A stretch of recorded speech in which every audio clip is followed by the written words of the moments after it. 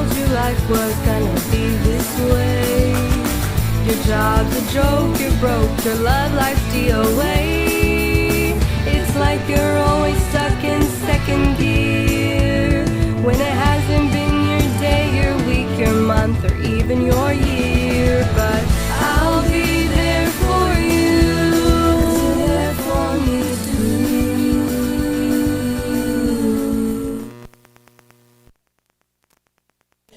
Good morning and happy Friday, Panthers. I'm Sarah. And I'm Dylan. Michelle. Today we follow an R5 rotation schedule. After second period is break, followed by fifth period, then lunch. Third period is after lunch, and finally fourth period ends the day and the week.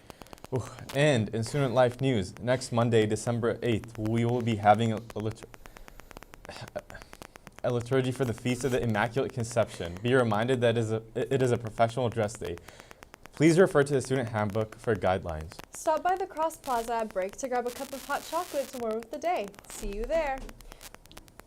And we recently entered the season of Advent, so please enjoy this short video sent by the ministry team explaining just what this season means for the Catholic community. So what is Advent? Advent is the start of the Christian year. It is a time for Christians to prepare for the celebration of the birth of Jesus. It is also a time for Christians to look forward to, a time where Jesus will come again.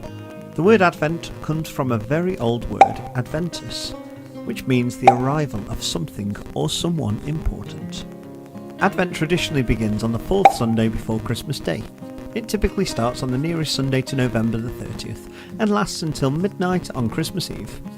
Advent is a time for Christians to enjoy time with their family and friends. Churches display an Advent crown or an Advent wreath during Advent. There are 4 candles standing in a circle, and in the centre there is a 5th candle. In churches, on the first Sunday of Advent, the first candle is lit, and then each Sunday a new candle is lit. And then finally on Christmas Day, the 5th Advent candle is lit. Christians believe this represents the coming of Jesus, who for them is the light of the world. The 4 candles represent hope, peace, joy and love, and of course the 5th and final candle represents Jesus. On Wednesday, December 10th, we will host our annual gingerbread house decorating contest in the Shea Center during lunchtime. Sign up using the Google form sent to you by Ms. Chua. Teams of no more than 4 may compete. We will provide the gingerbread house, some frosting, and an array of candy. Any extra decorations are your responsibility. See you there. Only a few days left to register for your Enrichment Week courses. The Enrichment Week registration portal is open. You can find the link to register for your PowerSchool account. Remember, you need to log into PowerSchool from the St. Mary's website. The app will not work. The deadline to register is this coming Monday, December 8th. Once you have registered, you will need to print out your registration form, have it signed by your parents, and return it to your second period teacher next week. Please see Ms. Molinelli if you have any questions. As mentioned yesterday, there are a few courses that provide financial assistance for students, and info is on page 6 in the catalog. Applications are available outside Ms. Molinelli's office and are due next Monday, December 8th. Juniors, the IIP application to visit colleges with your family is due to Ms. Molinelli today. And we now head over to Studio B to hear from our Director of Ministry, Mr. Alvarez. Good morning, Panthers. Happy Friday. I'm excited to be celebrating the season of Advent with you, a season of preparation and waiting for Christmas. This is a rich time of year, as many of you celebrate your own traditions for the holidays, across cultures and faith traditions.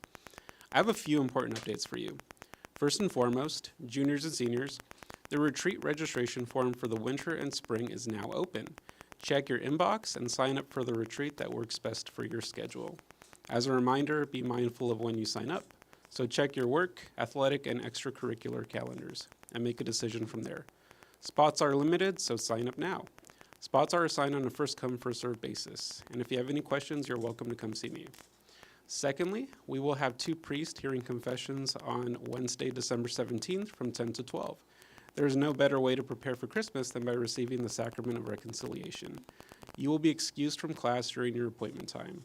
You may email me or drop by my office for an appointment. Lastly, this Monday we begin Hail Mary Week as we honor the patroness of our community, Mother Mary.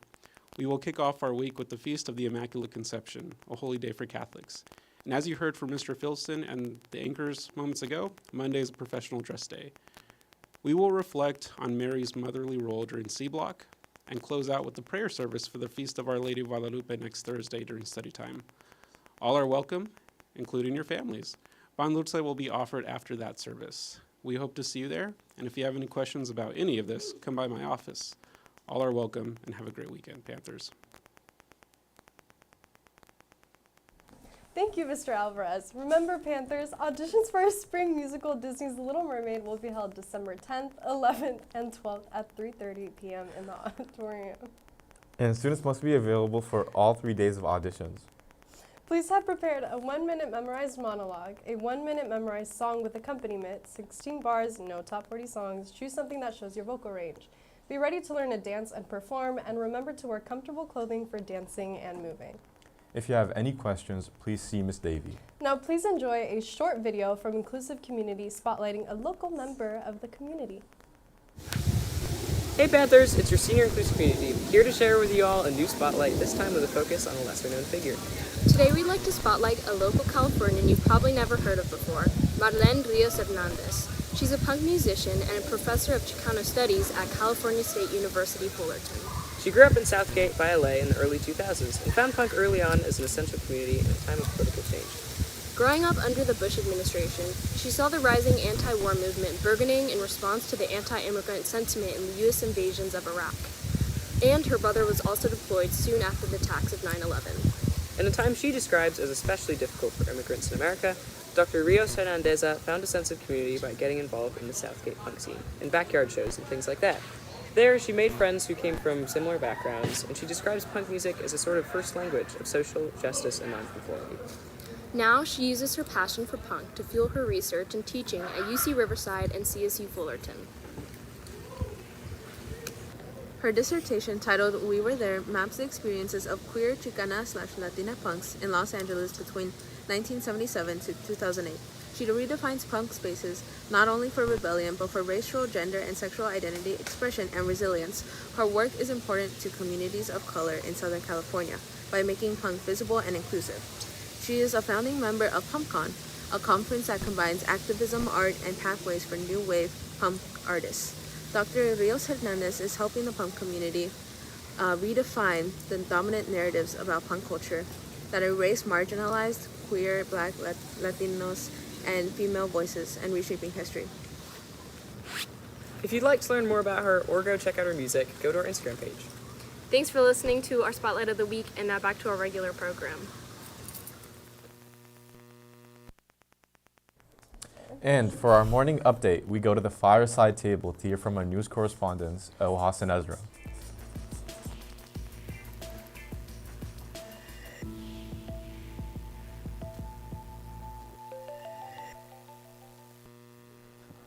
Live from the Panther News Studio, I'm Ezra. And I'm Ohas. Here's what's happening in today's news.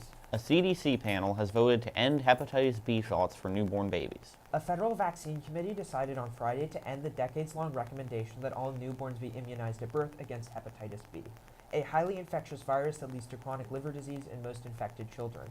The vote was a major victory for RFK Jr. in his decades-long quest to overhaul the childhood vaccine schedule. But the divisiveness and dysfunction of the committee in making the decision raises questions about the reliability of the process and left at least one critic very concerned about the future of the Centers for Disease Control and Prevention. And yesterday, lawmakers viewed videos of President Trump's strike alleged to have targeted shipwreck survivors. Admiral Frank M. Bradley, who commanded the operation on Thursday, showed lawmakers a video of the attack. The briefing was part of a congressional effort to understand his decision to order a second strike and determine whether the survivors of the first one remained in the fight or were technically shipwrecked, making it a war crime to kill them. Opinion was split, with Democratic lawmakers calling the video shocking and Republican ones calling it an effective military protocol. And lastly, in news from the margins, since mid-November, overlapping tropical storms and intensified monsoon systems have triggered catastrophic flooding and landslides across Sri Lanka, Indonesia, Thailand, Malaysia, and Vietnam. Across the region, nearly 11 million people have been affected, including about 1.2 million forced from their homes into shelters, while roads, utilities, and farmlands have been washed away. Panthers, donations made to UN crisis relief can help those affected by the storms. That's all for today. Now back to Michelle and Lily. To Sarah. Thank you, Olhas and Ezra. And in club news, come sing your heart out in the Founders Plaza stage with Miss Fernandez and Miss Sakowitz's Karaoke Club. And during A Block, join Mr. Mingham's Barbecue Club in Brenham 413 and Mr. Thomas's Game Club in the library. That's all for clubs this week. Now we head to Studio B to hear from our Panther Athletics correspondent, Nico. Yesterday, girls basketball lost 66 to 32, and boys soccer took on Mount Diablo, and both teams lost 1-3 for JV and 1-2 for varsity. Girls soccer versus Albany won 5-0, and varsity tied 1-1. Boys basketball versus Ignacio Valley won 60-23. We have no sports today, but over the weekend, varsity boys basketball has the NorCal Ultimate Challenges. Go Panthers, and happy weekend. Thank you, Nico. Panthers, here's what's cooking in the Shea Cafe today.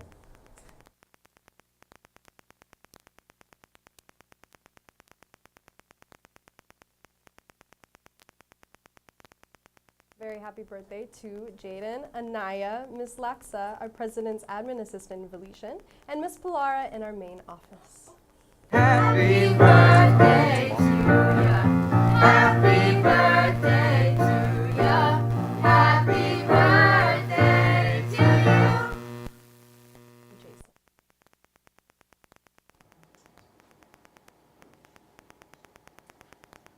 Now we welcome Isabel from the ministry team to the anchor table to share a prayer as we get ready to begin our second period.